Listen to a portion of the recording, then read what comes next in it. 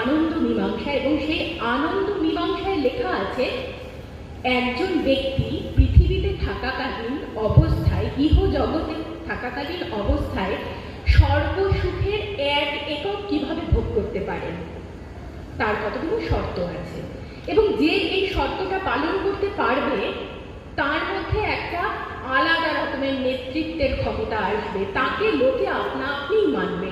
শর্তগুলোর কথা বললে পরে আপনারা নিজেরাই বলবেন হ্যাঁ ঠিক। 6টা শর্ত রাখা হয়েছে সেখানে।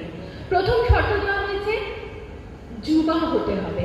চৈতন্য মহাপ্রভু তো বৃদ্ধ হননি, মাত্র 48 বছর বয়সে তার দেহ চলে যায়।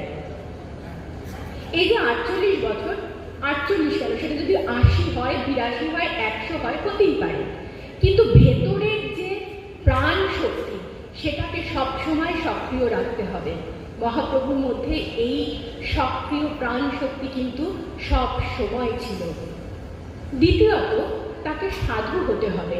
সাধু মানে কিন্তু সবসময় গেরুয়াধারী বলেই যে সে বড় সাধু তা কিন্তু নয়। সাধু মানে আমার মধ্যে শুদ্ধাচার থাকতে হবে। সেই ব্যক্তি মিথ্যে বলবে না, জীবনে অন্যায় করবে না, কামিনী কাঞ্চন ত্যাগী হবে, ইত্যাদি গুণগুলো থাকলে আমরা তাকে সাধু বলে প্রতিপন্ন করি। মহাপ্রভুর মধ্যে এই সমস্ত গুণগুলো ছিল। 3 নম্বর শর্ত হচ্ছে তাকে ক্ষত্রিয় হতে হবে। ক্ষত্রিয় মানে অধীত বেদ, মানে তাকে জ্ঞানী হতে হবে, পণ্ডিত হতে হবে। আমরা নিজেরাই জানি চৈতন্যদেব কত বড় পণ্ডিত ব্যক্তি ছিলেন, তার সমকালীন সকলে এক বাক্যে স্বীকার করেছেন। আজকে আধুনিক কালে এসেও আমরা স্বীকার করি চৈতন্যদেবের পাণ্ডিত্যের কথা।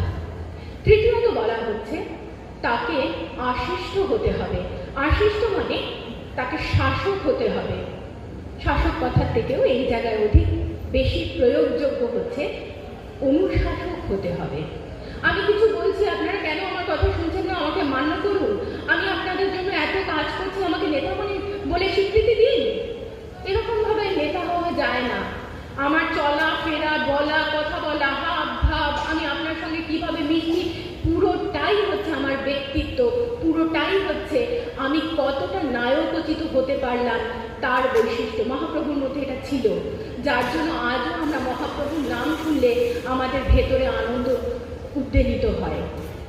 এরপরে বলা হচ্ছে তাকে দৃঢ় হতে হবে এবং বলিষ্ঠ হতে হবে। অবশ্যই মহাপ্রভুর মতো দৃঢ় আর কে রয়েছে? ওই রকম